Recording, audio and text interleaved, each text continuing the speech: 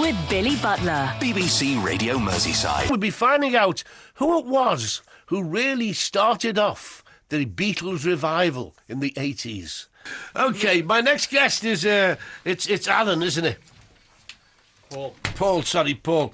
Paul's in to tell us, I'll speak to you as well after the travel, Paul, but basically, you're doing a documentary to show who actually started the Beatles revival here in Liverpool. That's correct. A local couple, Liz and Jim Hughes. They opened the Cavern Mecca in 1981, which is the first Beatles Liverpool museum in Liverpool. And it was just the pair of them working the socks off. I think it originally started in North John Street in a shop, didn't it? Correct. Magical Mystery Store, opened in 1977. And Trevor Hughes was selling stuff there as well, That's right. he? Trevor and Jim Hughes, they owned the shop, and Liz worked in the shop. And then Liz had the idea of opening this museum for local people and international. We did actually get a couple of tourists in the 70s. This was before the Beatles story as well. Oh, well before. I mean, they were pioneers, and they sort of kept that legacy alive. At that particular time, sort of, my dad's generation had forgotten about the Beatles, and my generation had moved into punk rock and new wave. So there was a bit of a vacuum from the Beatles' perspective. They were sort of left behind in the 70s. I mean, I think you were actively involved in trying to stop the Cavern getting demolished in 73. Yep. Then in 77, there was the first Beatles convention. I think you were at that with Alan Williams and Bob they weren't Willen. very successful. No. None of the Beatles conventions were very successful at all. They had them at the Pickwicks, didn't they? Mr. Pickwick's was they the first one, Royal Court. They did one at the Royal Court. They did one at the Temple, I think, as well, didn't they? And, a couple, and so the first main one, which was 1981 at the Adelphi, and Liz and Jim organised that, and that's still going today. 35 years on, the legacy continues. And the Beatles Mecca was actually in the old Cavern quarters, wasn't it, upstairs? Yeah, it started off its life in Matthew Street above Antwackies, or the Armadillo Tea Room, as it was known. The first museum was there, and then once the Cavern was rebuilt, and the Cavern Mecca moved into the new Cavern Quarter, yeah. And they weren't funded by anybody? No, they did it off their own bat. They constantly got hit brick walls. I mean, when they were trying to get a statue built, they went to see the council, and one particular councillor said the only place for a Beatles statue is in the River Mersey.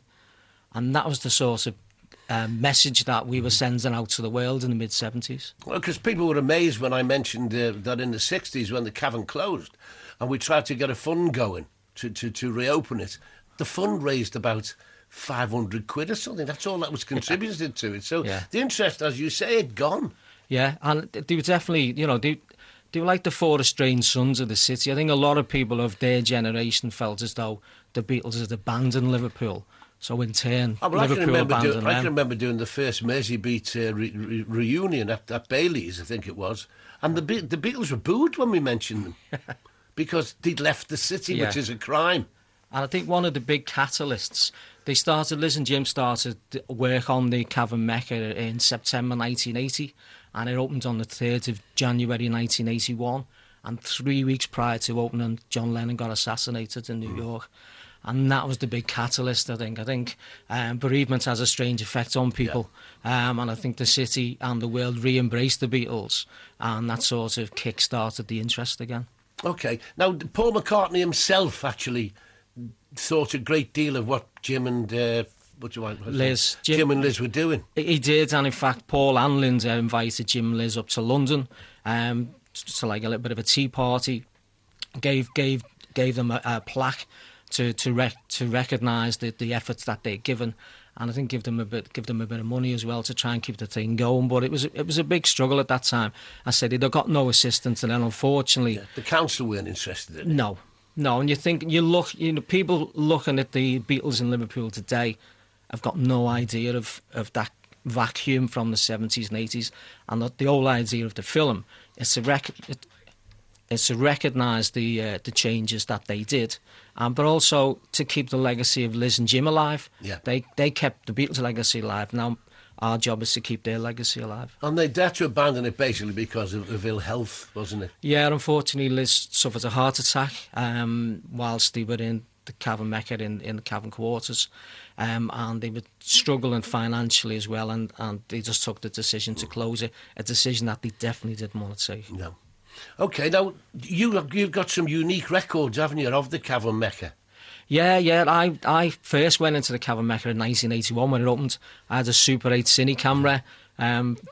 For the iPhone generation, this was an old sort of wind-up camera that had no sound on it. And I walked around and took some footage. And in the Cavern Mecca documentary I've made, the footage is included in that. And you can see Charlie Lennon, who was John Lennon's uncle. He used to be in there all the time chatting to the fans, you know. Excellent. So give us more details of where we can go and see this, Al. It's on the Museum of Liverpool, and it's next Saturday to 1 p.m. At noon. There's a choir singing in the atrium, so if you want to get down early for that. No ticket required. It's a free event.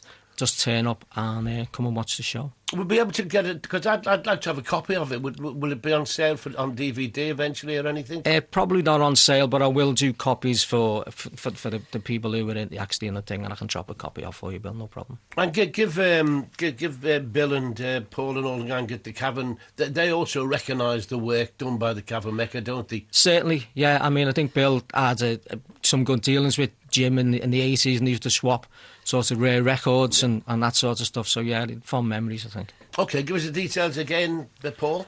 Museum of Liverpool, next Saturday, which is the 12th of November, 1 p.m. It's the new museum down the Pierhead. OK, I'll see you there, definitely. Great stuff. Jim will be there, will he?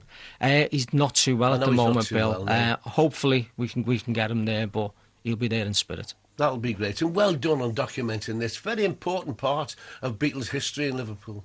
Yeah, no, I think it is, and you know, there is a plaque in the cavern itself, and if you go up to the Flanagan's Apple, the pub where it used to be, there is a plaque there, so to recognise it. But the tours and all that don't seem to make a reference to it. You know, they were the first Beatle museum, not the Albert Dock, not Seal Street, Matthew Street. Thanks a lot, mate.